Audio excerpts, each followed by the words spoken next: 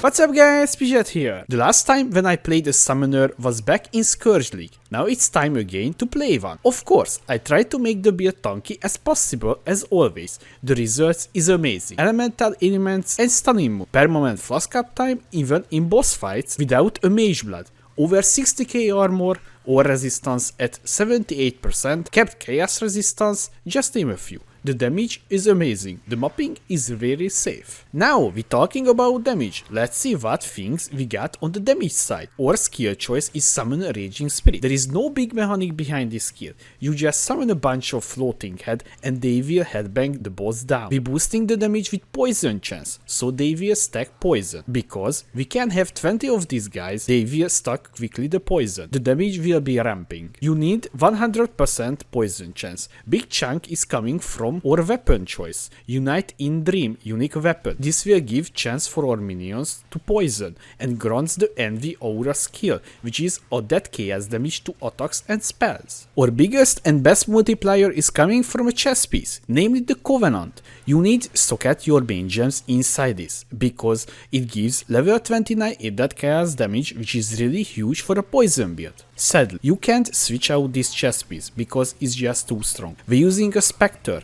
namely Pea Seraphim. You can get this one from mobs with Beyond on them, or just join a global channel that I will link in the description and ask if anyone has it, so you can store them. There is a plenty of summoner on this channel. When I was trying to get mine, I got almost instantly spammed with the invites to help me out. The other reason is we using this type of Spectre because they have a special attack that increases the enemy damage taken by a lot. We can use offerings and our choice is Flash Offering. These give attack and movement speed for our minions and for us. If your spirit is dying too quickly, this only happens if you're using the Eater of Words altar.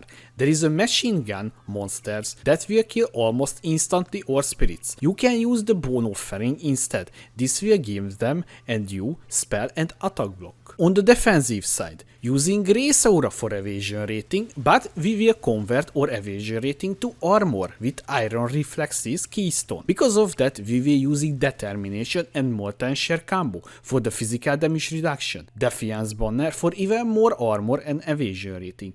With all of this combined, we can have 60k armor. So if your life is start moving, most likely because you take spell damage. Sadly, with this level of investment, we can't fit in spell suppression. I mentioned earlier, we have permanent flask uptime. We are achieving this with a couple of things. Our Ascendancy choice is Ascendant, taking the Pathfinder and Necromancer. Pathfinder have this recur line, gain free flash charge every 3 seconds, taking on the tree a couple of flask node to boost flash charge gain.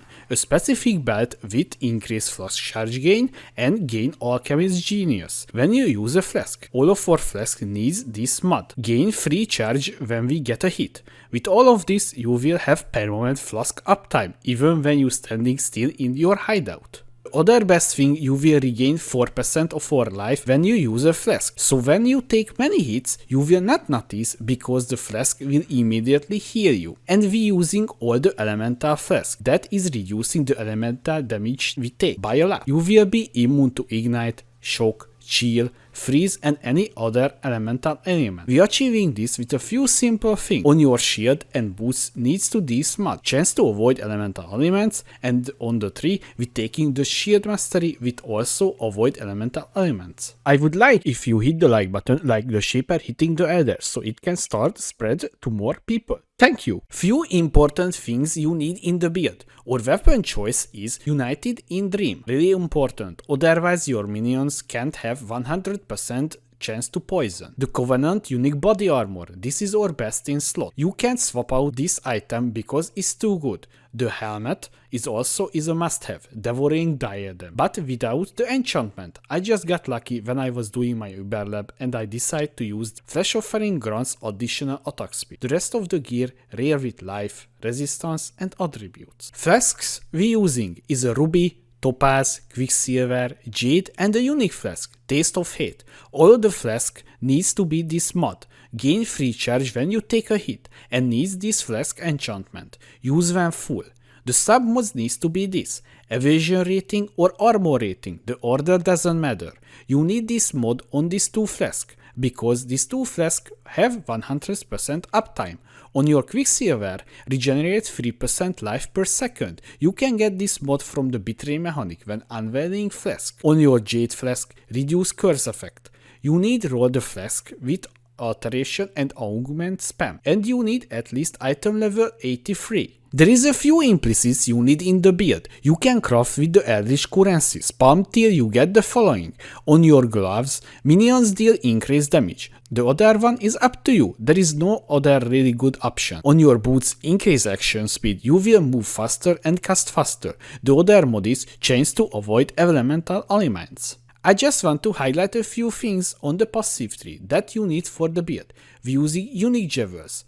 Thread of Hope, it needs to be a larging and you allocating Redemption, Righteous Army, Sovereignty, and Little Mana Reservation note here. Forbidden Flesh and Flame allocates Occultist. Don't worry, this too is not expensive and you can now have an extra curse and you will be stun immune. The rest of the jewels needs to be Ghastly Eye Abyss jewels, with minions have chance to poison on hit and life. This combo is easy to get. You can alt spam or use Harvest Reforged Chaos. I have a few really good jewels that I got with this method. We're taking Ascendant or Ascendancy. In your first lap, take the Intelligence node and Passive node here. Second lap, take Witch Ascendancy, choose Necromancer and take the passive point. Third lap, take Path of the Witch. You can now start at the Witch zone and take the Dexterity node here. Last lap, take the passive point and Ranger Ascendancy and choose Pathfinder. Gem and gem links, starting with our main link in our body armor, summon Raging Spirit, Withering Touch, Awakened Minion Damage, Multi-Strike, Unleash Support, Unbound Elements. When you mopping, you swapping out the Multi-Strike to Melee Splash support. In our gloves or curse setup, Despair, Arcanist Brand, and Temporal Chains. In our shield or Spectre setup, Feeding Frenzy, Raise Spectre, and Minion Life support. In our helmet or aura setup, Defiance Banner, Determination, Grace, and Haste. In our weapon, really important, you need socket Divine Blessing support here, and Flash Offering, and Increased Duration. Cost energy shield and we'll have a duration, and now we have an extra aura for our minions. In our boots or cost when damage taken setup, Molten Shard, cost when damage taken, Flame Dash, and Desecrate. I hope you enjoyed this video about Summon Raging Spirit Ascendant. If you have a question, please let me know under the comment section. Thanks for watching, I was Bridget, and see you next time guys.